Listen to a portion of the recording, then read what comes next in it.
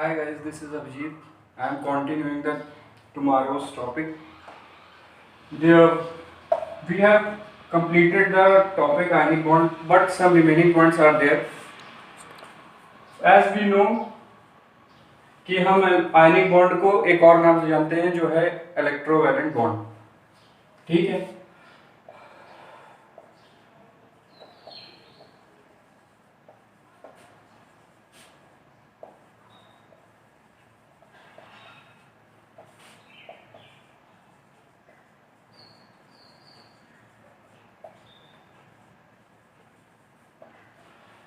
तो हमने ionic bond पढ़ा था, तो हमने ये भी पढ़ा था कि आयनिक बॉन्ड में दो आयंस फॉर्म होते हैं, एक पॉजिटिव और एक नेगेटिव।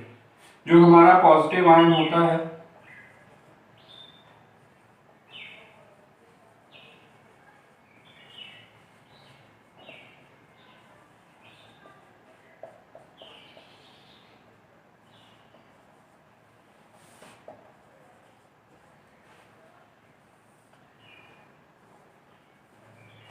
और हमारा जो निगेटिव आयन होता है उसे हम इलेक्ट्रोनेगेटिव आयन बोलते हैं।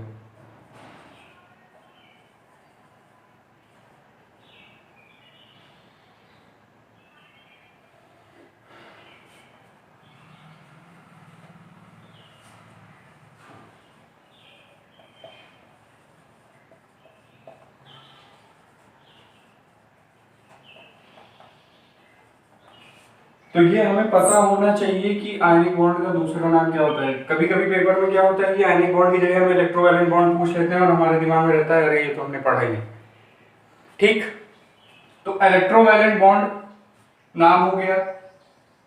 कभी कभी डिफाइन करने को पूछ लेते हैं कि इलेक्ट्रोपॉजिटिव आयन क्या होता है, तो वो भी हमें पता होना चाहिए। जो इलेक्ट्रोवैलेंट बॉन्ड फॉर्म होने के बाद जो हमारा पॉजिटिव आयन हमारे पास आता है उसे हम क्या बोलते हैं, इलेक्ट्रोपॉजिटिव आयन।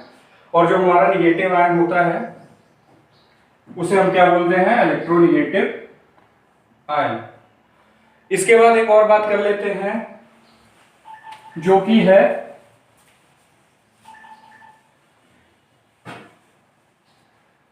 स्टेबिलिटी की।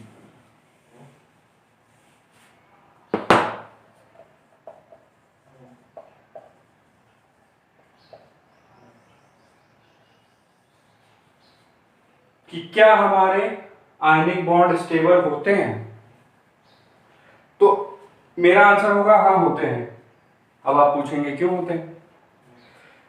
तो ये तो आपको पता ही होगा, ये यूनिवर्सल रूल है, पॉजिटिव निगेटिव एक दूसरे को अट्रैक्ट करते हैं। ठीक, दोनों के बीच में अट्रैक्शन होता है और जब ये कंबाइन होते हैं तो हमें रिजल्टेंट क्या मिलता है, 0। ठीक है, तो जहां पे भी चार्ज न्यूट्रलाइज हो गया तो फिर उसमें क्या होगा, अट्रैक्शन रिपल्शन सब 0 हो जाएगा उसमें। फॉरेन आयन के लिए, फॉरेन इलेक्ट्रॉन के लिए, फॉरेन इलेक्ट्रॉन कौन से, दूसरे एटम के इलेक्ट्रॉन के लिए। ठीक, यानी वो अपने आप में क्या हो जाएगा, स्टेबल। अब आपका क्वेश्चन होगा कि Na positive plus Cl negative हमको आखिरी में मिला NaCl की रिएक्शन कराने के बाद, तो उसमें मैंने एक और रिएक्शन बताई हुई थी आपको कि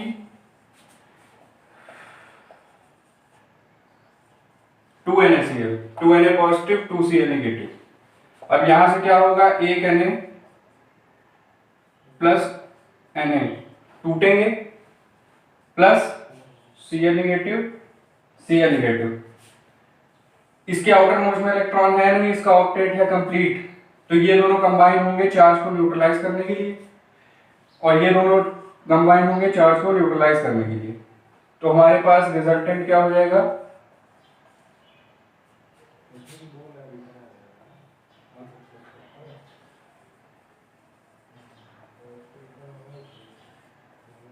रिजल्टेंट चार्ज 0 हो जाएगा, यानी उसकी केमिकल स्टेबिलिटी हो जाएगी। ऑक्टेट कंप्लीट, इसका भी, इसका भी, इसका तो इसका हो जाएगा ड्यूप्लेट कंप्लीट, इसका हो जाएगा ऑक्टेट कंप्लीट। ठीक, तो यहां पे क्या होगा, दोनों ने अपनी स्टेबिलिटी, केमिकल स्टेबिलिटी पा ली कंबाइन होके, तो हमें लास्ट में क्या मिलेगा, NaCl, जो कि है एक सॉल्ट। और ये भी आपको पता होगा acid plus base equals to salt. तो एसिड कौन से होते हैं? जो हमारे H प्लस आयन देते हैं, जो है हमारा Na, और Cl क्या है? हमारा बेस, जो OH माइनस देता है। तो ये दोनों कंबाइन होकर आपको क्या मिलेगा? सॉल्ट। तो इसलिए हमारे आयनिक बॉन्ड क्या होते हैं? स्टेबल होते हैं। ठीक है, तो यहाँ पे आपका टॉपिक कंप्लीट होता है आयनिक बॉन्ड का। अब हम बात कर लेते हैं किसकी? जो हमारा कल का रिमेनिंग टॉपिक रह गया था, जिसके बारे में आज शुरू करना था, और एक थी कोवैलेंट बॉन्ड की। फर्स्ट थिंग है कि कोवैलेंट क्या है। कोवैलेंट बॉन्ड ये बनता है दो एटम्स की साझेदारी से, ठीक, जिसमें शेयरिंग होती है, शेयरिंग ऑफ इलेक्ट्रॉन होता है, दोनों अपने ऑक्टेट ड्यूप्लेट जो भी है वो कंप्लीट करते हैं और स्टेबिलिटी अचीव करते हैं। अगर मान लो किसी आपने कोवैलेंट बॉन्ड बनाया, कोवैलेंट बॉन्ड बनाने के बाद क्या हुआ? कोई एक फॉरेन पार्टिकल आया, फॉरेन पार्टिकल या एटम, उसने एक उसके साथ में जो एटम अटैच था उसको क्या किया? रिप्लेस, उस जगह पे वो आ गया। तो ये जो रिप्लेस होने के पहले ये बॉन्ड ब्रेक होगा, इसमें कोई भी अपना इलेक्ट्रॉन नहीं छोड़ेगा, जो भी जाएगा अपने अपने इलेक्ट्रॉन लेके जाएगा। फिर दूसरा जो बॉन्ड बनेगा वो अपना अपना इलेक्ट्रॉन से शेयरिंग होगी, कोवैलेंट बॉन्ड बन जाएगा। फॉर एग्जांपल,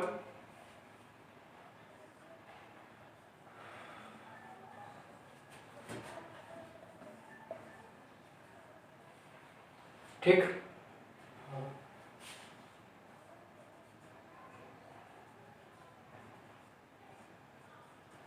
इसका स्ट्रक्चर कुछ ऐसा होगा, ठीक है। फिर मान लो यहां पे रिएक्शन करने आया क्या? Cl2, ठीक है।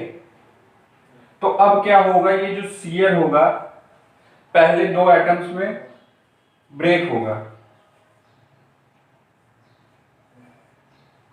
ठीक। अब ये एक क्लोरीन क्या करेगा? इसको फोर्स करेगा कि ये बॉन्ड ब्रेक हो।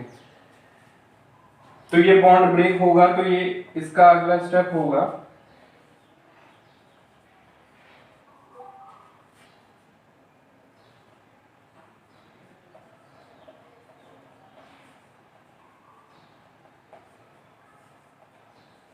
ऐसा कुछ। अब एक क्लोरीन क्या होगा? यहां जाके अटैच हो जाएगा,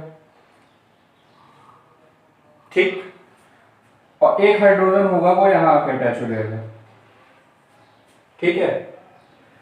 तो यहां पे जो अटैच होगा वो क्या बनाएगा? आपका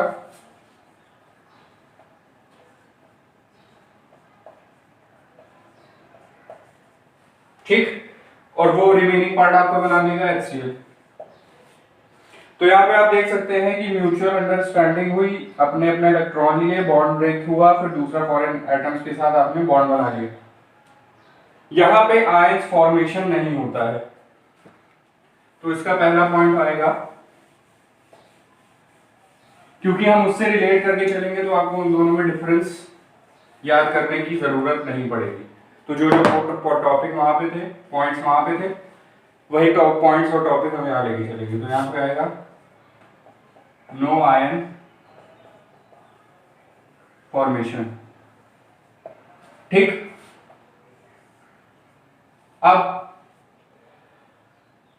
इसमें क्या होता है? ज्यादातर आपके मॉलिक्यूल्स के बॉन्ड होते हैं, क्योंकि बराबरी शेयरिंग होने के लिए, बराबर शेयरिंग होने के लिए, ऐसा कोई एटम तो है नहीं जिसके एटॉमिक नंबर सेम हो एक्सेप्ट आइसोटोप्स, ठीक। तो ऐसे भी कोई दो एटम्स है नहीं पीरियोडिक टेबल में पूरी जिनके दो एटॉमिक नंबर, जिन दोनों के एटॉमिक नंबर सेम हो। तो जब एटॉमिक नंबर सेम नहीं होंगे तो आउटर मोस्ट में इलेक्ट्रॉन सेम नहीं होंगे, आउटर मोस्ट में इलेक्ट्रॉन सेम नहीं होंगे तो शेयरिंग भी बराबर की जल्दी नहीं हो सकती, ठीक। तो इसमें हमारी बात हो रही थी यहाँ पे कि majorly bond are concluded in it. कौन कौन से बॉन्ड हम कोवैलेंट में गिनेंगे? तो पहला हो गया मॉलिक्यूल। क्यों? क्योंकि एक एटम है, ठीक। मॉलिक्यूल बॉन्ड क्या होता है? फॉर्म जब दो हमारे एटम कंबाइन होते हैं अपनी केमिकल स्टेबिलिटी अचीव करने के लिए, ठीक है। तो वहां पे मॉलिक्यूल फॉर्म हो जाएगा, दो एटम क्या होंगे, कंबाइन होंगे, दो एटम कंबाइन होंगे यानी उनके एटॉमिक नंबर सीधी सी बात है सेम होंगे, और आउटर मोस्ट में इलेक्ट्रॉन सेम होंगे, तो शेयरिंग क्या होगी, बराबरी की होगी। बराबरी की हो जाएगी तो क्या होगा, जब बॉन्ड टूटेगा भी तो वो अपने अपने इलेक्ट्रॉन लेके जाएंगे, तो मॉलिक्यूल वाले बॉन्ड आप गिनेंगे इसमें, और जो टेट्रावैलेंट एटम होते हैं उनके बॉन्ड भी इसमें कंक्लूड किए जाते हैं। टेट्रावैलेंट मतलब इनके आउटर मोस्ट में 4 इलेक्ट्रॉन हो और 4 की उनको जरूरत हो, जैसे कि कार्बन, सिंपल सा एग्जांपल है कार्बन, ठीक है। तो ना वो 4 इलेक्ट्रॉन पूरी तरह दे सकते हैं, उसमें भी आपकी आयनाइजेशन एनर्जी ज्यादा लगेगी, और ना 4 इलेक्ट्रॉन पूरी तरह से ले सकते हैं, उसमें भी इलेक्ट्रॉन गेन एंथैल्पी भी आपकी बहुत ज्यादा लगेगी, ठीक। तो क्या करेंगे, ये हमेशा किस बॉन्ड का सहारा लेंगे, आपके कोवैलेंट बॉन्ड का, ठीक है। अब ये बात हो गई कोवैलेंट बॉन्ड की, तो अब इसमें बात कर लेते हैं इसके टाइप्स की।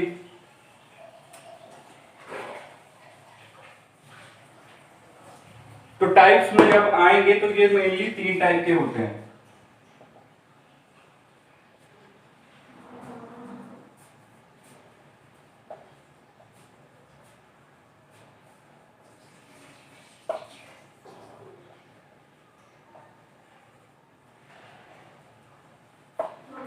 Single bond, double bond, triple bond. Single bond हमारे ज्यादातर पाए जाते हैं कार्बन की जहां पे भी बॉन्डिंग होती है, ठीक है। सिंगल बॉन्ड को एक दूसरे नाम से भी जानते हैं, क्या, सैचुरेटेड बॉन्ड। सैचुरेटेड क्यों, आप इमेजिन कीजिए आपको एक प्लेट तोड़नी है, उसी के बाद अगर सीरीज में आप लगा देंगे 2 प्लेट, तो एनर्जी किसमें लगेगी, इसमें ज्यादा लगेगी कि इसमें ज्यादा लगेगी। जब एनर्जी ज्यादा देंगे तो वो क्या हो जाएगा, ये दोनों आपके अनसैचुरेटेड में फॉर्म हो जाएंगे,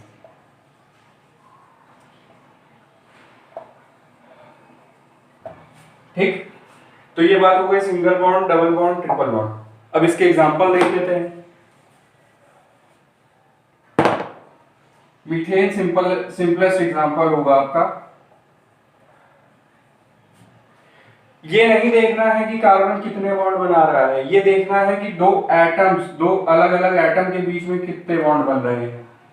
बहुत लोगों की कंफ्यूजन रहती है, ये तो 4 बॉन्ड है और ये तो कोई टाइप ही नहीं, यहाँ पे 2 अलग अलग एटम्स के बीच में देखना है कितने बॉन्ड फॉर्मेशन हो रहे हैं, या 2 एटम कंबाइन हो रहे हैं तो उनके बीच में कितने बॉन्ड फॉर्म हो रहे हैं। तो यहाँ पे कार्बन है, एक 4 हाइड्रोजन है, तो कार्बन का एक हाइड्रोजन के साथ एक बॉन्ड बन रहा है, तो ये क्या होगा, सिंगल बॉन्ड, ठीक है। अब डबल बॉन्ड की बात कर लेते हैं। डबल बॉन्ड में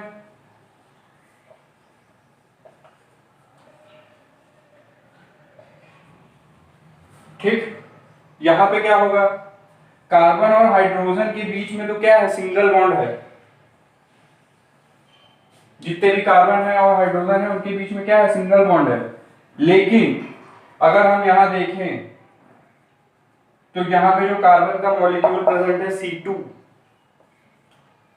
ठीक, इसका नाम होगा C2H4। तो ये जो C2, ये जो कार्बन के बीच में जो बॉन्ड है वो क्या है, डबल बॉन्ड है, ठीक। इसी तरह अगर हम ट्रिपल बॉन्ड की बात कर लें,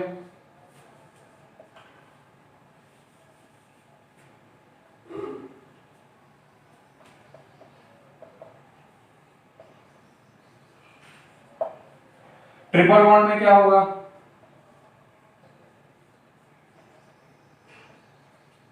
ठीक, यहां पे भी कार्बन और हाइड्रोजन के बीच में सिंगल बॉन्ड है, लेकिन जो कार्बन कार्बन के बीच में है वो क्या है, ट्रिपल बॉन्ड है। इसका एक और एग्जांपल देख लें, ये हो गया आपका सिंगल बॉन्ड का। अगर डबल बॉन्ड में मॉलिक्यूल की बात करेंगे तो सिंपलेस्ट एग्जांपल आपका होगा O2, ठीक। अगर ट्रिपल बॉन्ड की बात करेंगे तो सिंपलेस्ट एग्जांपल होगा आपका N2, ठीक है। एक नाइट्रोजन को 3 इलेक्ट्रॉन की जरूरत होती है, आउटर मोस्ट में 5 होते हैं, तो नाइट्रोजन नाइट्रोजन के बीच में कितना बॉन्ड बनेगा? ट्रिपल बॉन्ड बनेगा। ठीक, तो यहां पे हो गई टाइप की बात। अब आगे चलते हैं, इसमें एक नई चीज आएगी अब कि ये पोलर नॉन पोलर क्या है। वो कोवैलेंट बॉन्ड कब पोलर होगा, कब नॉन पोलर होगा, ये कैसे पहचानेंगे?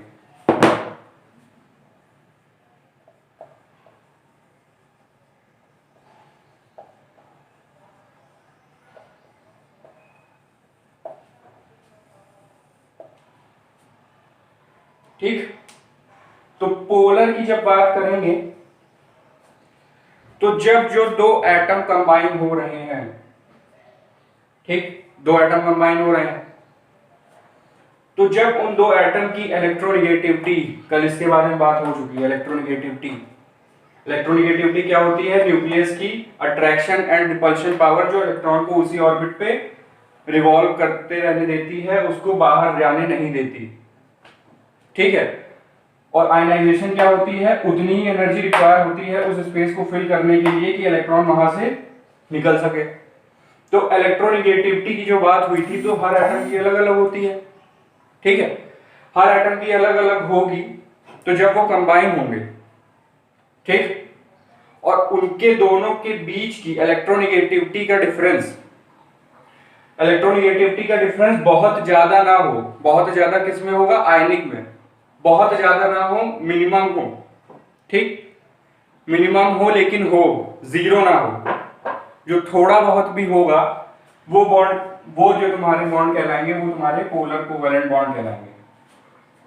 ठीक, अब नॉन पोलर में क्या होगा?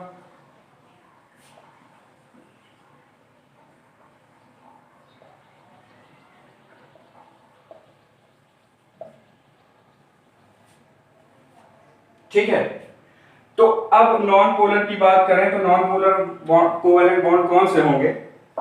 जिसमें दोनों एटम की इलेक्ट्रोनेगेटिविटी का डिफरेंस टेंड्स टू जीरो। ठीक, टेंड्स टू जीरो मतलब जीरो भी हो सकता है और जीरो से कुछ वैल्यू ऊपर भी हो सकता है, लेकिन बहुत ज्यादा नहीं। पोलर के नीचे रहेगा, जीरो से ऊपर या जीरो रहेगा, तो उसे क्या बोलेंगे? Non polar covalent bond. Zero किस केस में रहेगा? जब मॉलिक्यूल फॉर्म हो रहे होंगे। और नॉन जीरो कब रहेगा? जब आपके कंपाउंड फॉर्म हो रहे होंगे। ठीक, अगर हम इसको इलेक्ट्रोनेगेटिविटी की इंक्रीजिंग सीरीज में अरेंज करेंगे तो सबसे पहले आपका आएगा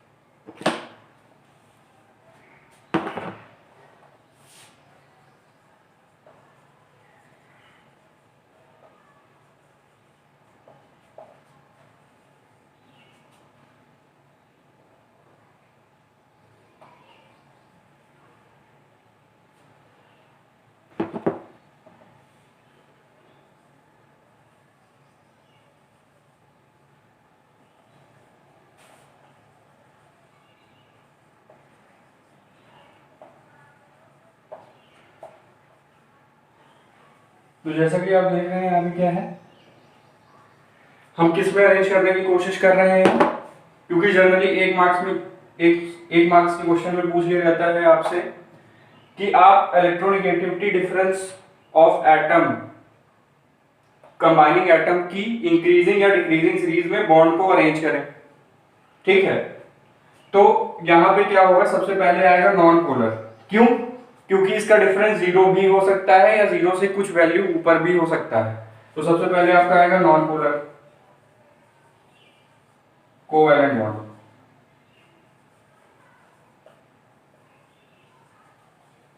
उसके बाद क्या आएगा? आपका आएगा पोलर। ठीक है, जिसकी इलेक्ट्रोनेगेटिविटी का डिफरेंस नॉन पोलर से तो ऊपर होगा, लेकिन बहुत ज्यादा भी नहीं होगा कि कोवैलेंट बॉन्ड आयनिक में बदल जाए, क्योंकि दोनों में बहुत बड़ा डिफरेंस है कोवैलेंट और आयनिक में। ठीक, तो इसमें आएगा दूसरे नंबर पे पोलर कोवैलेंट बॉन्ड। उसके बाद ये तो हो गई बात कोवैलेंट बॉन्ड की। अब जो बचा हुआ है जिसकी इलेक्ट्रोनेगेटिविटी डिफरेंस बहुत ज्यादा होता है, कल हमने कंडीशन में बात करी थी, तो इलेक्ट्रोनेगेटिविटी डिफरेंस आपका NaCl का एग्जांपल लिया था, तो उसमें क्या था, Na की थी 0.9 इलेक्ट्रॉन वोल्ट और क्लोरीन की थी 3.0 इलेक्ट्रॉन वोल्ट। जो डिफरेंस आ रहा था 2.1 इलेक्ट्रॉन वोल्ट का आ रहा था। तो ये जो 2.1 इलेक्ट्रॉन वोल्ट है, ये अभी तो लग रहा है बहुत कम है, लेकिन एटम्स के लिए बहुत ज्यादा है ये। ठीक, तो इसमें क्या आएगा,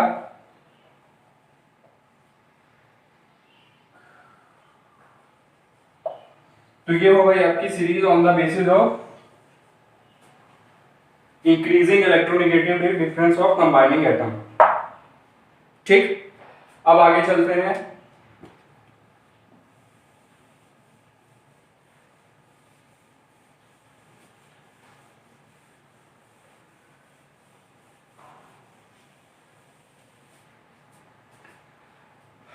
तो ये आपका हो गया कोवैलेंट बॉन्ड। अब जो आपका आता है वो है कोऑर्डिनेट बॉन्ड।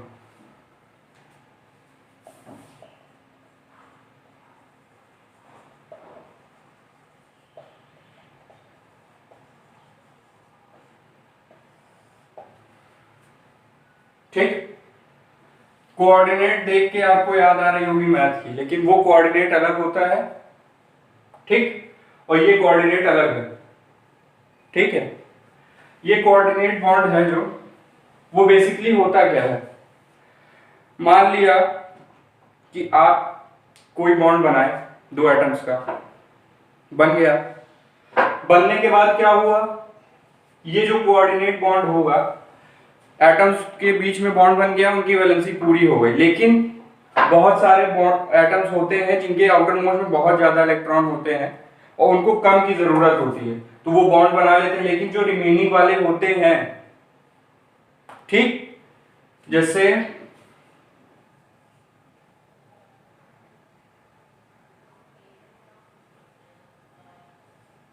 हम बात कर लें H2O की।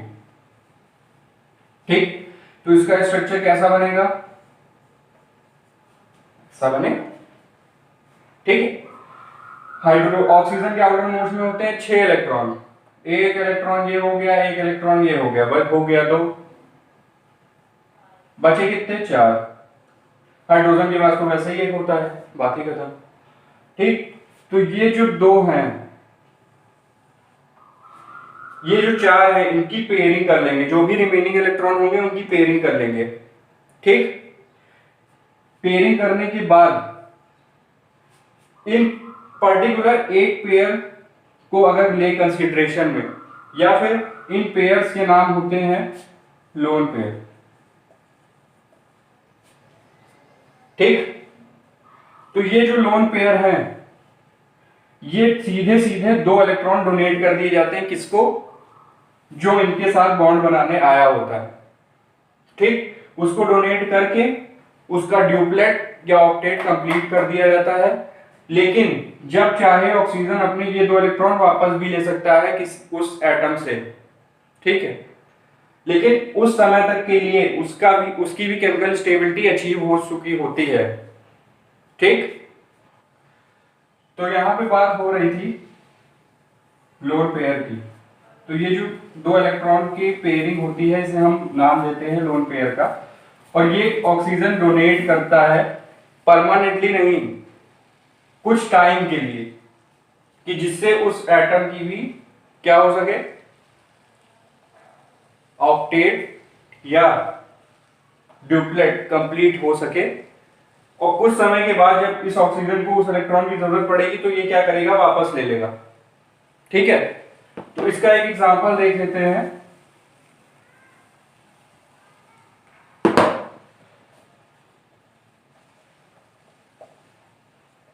ठीक, H2O plus H positive ion. तो फिर से स्ट्रक्चर अगर बनाते हैं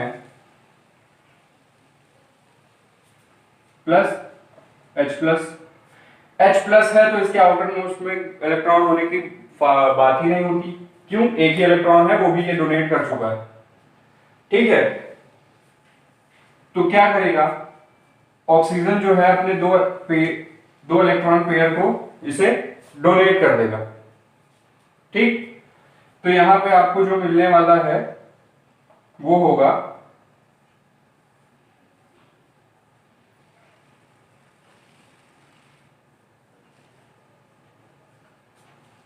और इस बॉन्ड को सिंपल लाइन से रिप्रेजेंट नहीं किया जाता, ये आता है जैसे आप वेक्टर को डिनोट करते नहीं थे एरो के साथ कि किस तरफ जा रहा है, तो वैसे ही इस बॉन्ड को भी एरो के साथ रिप्रेजेंट किया जाता है जिससे पता रहे कि कोऑर्डिनेट बॉन्ड बन किस किस के बीच में रहा है। तो ये आपको फाइनली प्रोडक्ट क्या देता है, H3O पॉजिटिव।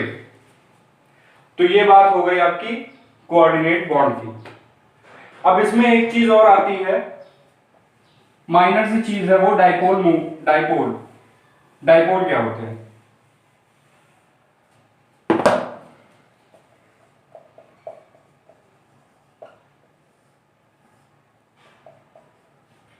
डाई मतलब दो और पोल मतलब पक्ष, हिंदी में बोले तो, और केमिस्ट्री की भाषा में बोले तो या प्लस और माइनस जिसमें दोनों हो। ठीक है,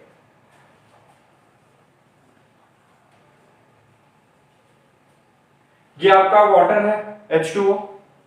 ठीक, ऑक्सीजन क्या है, नॉन मेटल। कल ही बताया था नॉन मेटल होगा तो ये क्या करेगा, इलेक्ट्रॉन गेनिंग कैपेसिटी रखेगा। गेनिंग कैपेसिटी रखेगा तो इसमें कैसा चार्ज आ सकता है, माइनस का। और हाइड्रोजन आपका क्या है, मेटल। मेटल क्या होता है, जो इलेक्ट्रॉन डोनेट करे, इलेक्ट्रॉन डोनेट कर सकता है और इस पे चार्ज फिर कौन सा आ जाएगा, पॉजिटिव।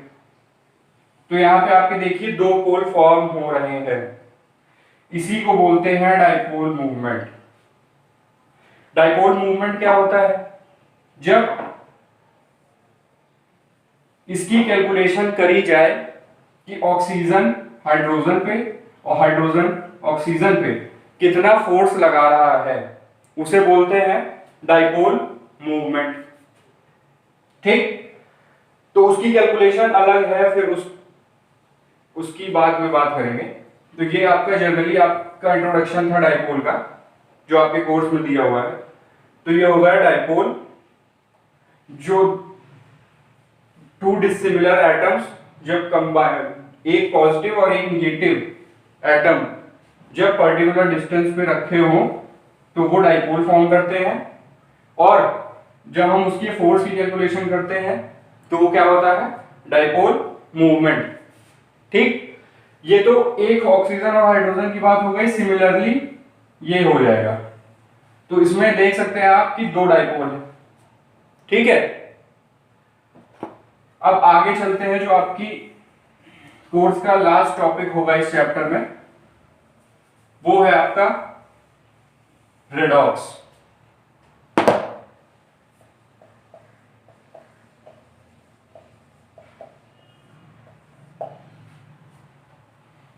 बात आ गई रेडॉक्स की, तो ये जनरली ये नाम दो चीजों से मिलके बना है। RED मतलब रिडक्शन, OX मतलब ऑक्सीडेशन। ठीक, तो ऐसी रिएक्शन जिसमें रिडक्शन भी हो रहा हो और ऑक्सीडेशन भी हो रहा हो। जनरली ये होगा ही हर रिएक्शन में, जहां पे अगर रिडक्शन हो रही होगी तो ऑक्सीडेशन हो ही रहा होगा, कोई जरूरी नहीं है, लेकिन मैक्सिमम चांस होते हैं कि ऑक्सीडेशन भी हो रहा हो, या अगर ऑक्सीडेशन हो रहा है तो रिडक्शन भी हो रहा होगा, क्योंकि जो इलेक्ट्रॉन निकलेगा वो कहीं ना कहीं जाके अपनी स्पेस को ऑक्यूपाई करेगा। ठीक है, तो फिर बात कर लेते हैं रिडक्शन क्या होता है। पहले ऑक्सीडेशन की बात कर लेते हैं। तो ऑक्सीडेशन क्या होता है, एडिशन ऑफ ऑक्सीजन या रिमूवल ऑफ हाइड्रोजन। ठीक। सिमिलरली रिडक्शन की बात करें तो ये क्या होगा, इसका जस्ट उल्टा, रिमूवल ऑफ ऑक्सीजन और एडिशन ऑफ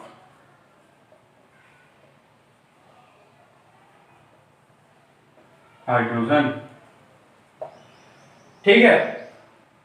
तो बेसिकली ये कोई जरूरी नहीं है कि हर आपका फिर क्वेश्चन आएगा कि हर रिएक्शन में कोई जरूरी थोड़ी है कि ऑक्सीजन और हाइड्रोजन प्रेजेंट ही हो। बात सही है, नहीं होगा। ऑक्सीजन और हाइड्रोजन को इसलिए लिया गया है, यहां पे इसकी टेंडेंसी के हिसाब से नाम दिए गए हैं। हाइड्रोजन मतलब क्या, रिमूवल ऑफ हाइड्रोजन। हाइड्रोजन मतलब क्या, हाइड्रोजन के पास क्या होता है, एक इलेक्ट्रॉन होता है। ठीक, एक इलेक्ट्रॉन होता है तो वो क्या करता है, इलेक्ट्रॉन लूज कर देता है। ठीक, इलेक्ट्रॉन लूज कर देता है तो वो क्या बनाता है, पॉजिटिव आयन बनाता है। ठीक है, तो पॉजिटिव आयन भी बना दिया। तो आपका क्वेश्चन होगा कि साहब पॉजिटिव आयन बना दिया तो इससे हमारा क्या फायदा। तो वो जो इलेक्ट्रॉन लूज हो रहा होगा वो जाके किसी एलिमेंट में ऐड हो रहा होगा। ठीक, ऐड हो रहा होगा तो वो ऐड होगा तो ऑक्सीजन की टेंडेंसी क्या होती है, इलेक्ट्रॉन को एक्सेप्ट करने की। ठीक, तो ऐसा मान लिया जाता है कि जो इलेक्ट्रॉन रिमूव हो रहा है, ठीक है, तो इलेक्ट्रॉन रिमूव हो रहा है तो उसकी टेंडेंसी हाइड्रोजन की तरह ले ली जाती है और ऑक्सीजन की टेंडेंसी को क्या ले ली जाती है, एक्सेप्ट करने की। फिर दोनों को सम अप कर दिया जाता है, इलेक्ट्रॉन को कैंसिल आउट कर दिया जाता है, तो आपकी नेट रिजल्टेंट रिएक्शन आ जाती है। ठीक है, इसका एक सिंपल सा एग्जांपल देख लेते हैं पहले।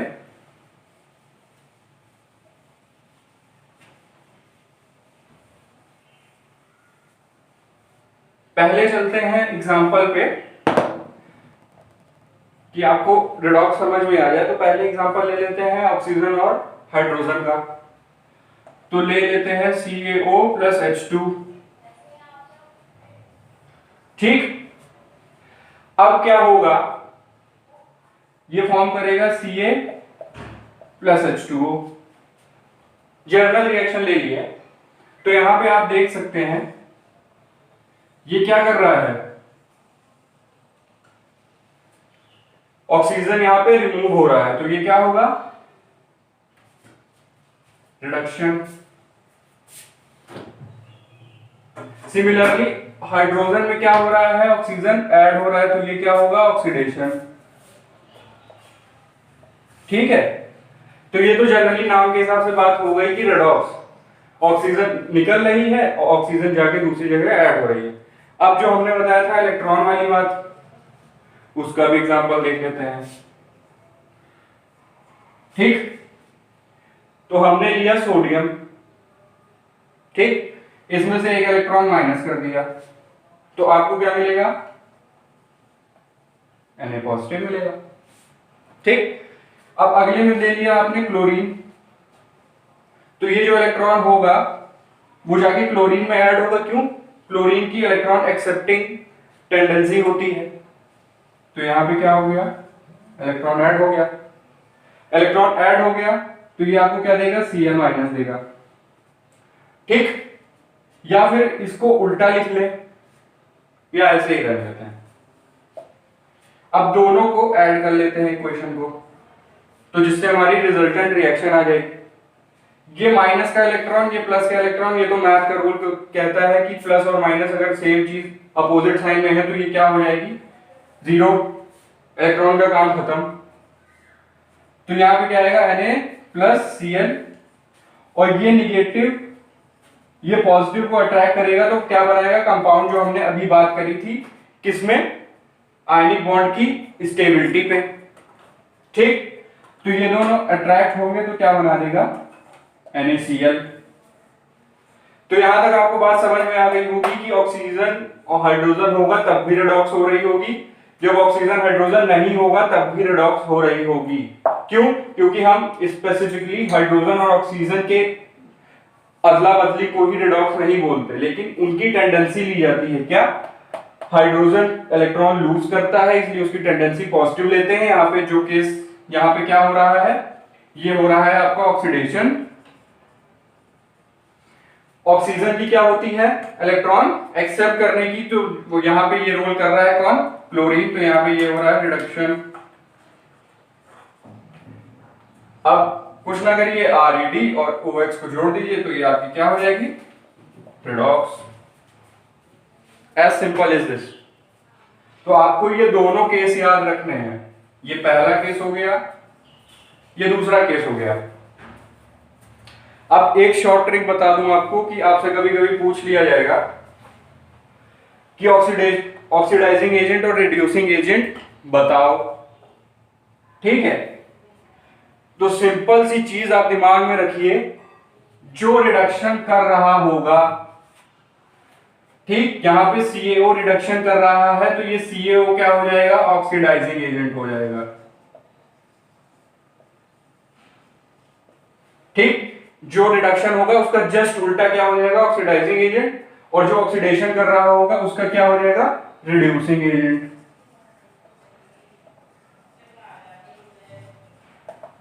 As simple as this. तो ये आपका रिडॉक्स कंप्लीट। बस आपको ये कुछ चीजें याद रखनी है, रिडॉक्स सिंपल हो जाएगा आपके लिए।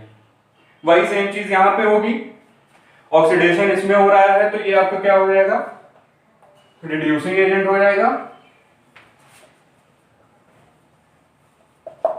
और यहां पे आपका रिडक्शन हो रहा है क्लोरीन में तो ये आपका क्या हो जाएगा, ऑक्सीडाइजिंग एजेंट हो जाएगा। तो इस तरह आप पहचान सकते हैं। ये जनरली 5 नंबर में क्वेश्चन आता है, रिएक्शन दे दी जाती है आपको, reduction, oxidation, oxidizing agent, reducing agent के नाम बताने होते हैं, एक एक नंबर के क्वेश्चन होते हैं। तो यहाँ पे आपका ये चैप्टर हो गया है कंप्लीट। इसके साथ केमिकल बॉन्डिंग फिनिश होता है। अब बात करेंगे अगले लेक्चर में अगले चैप्टर की। आज के लिए थैंक यू।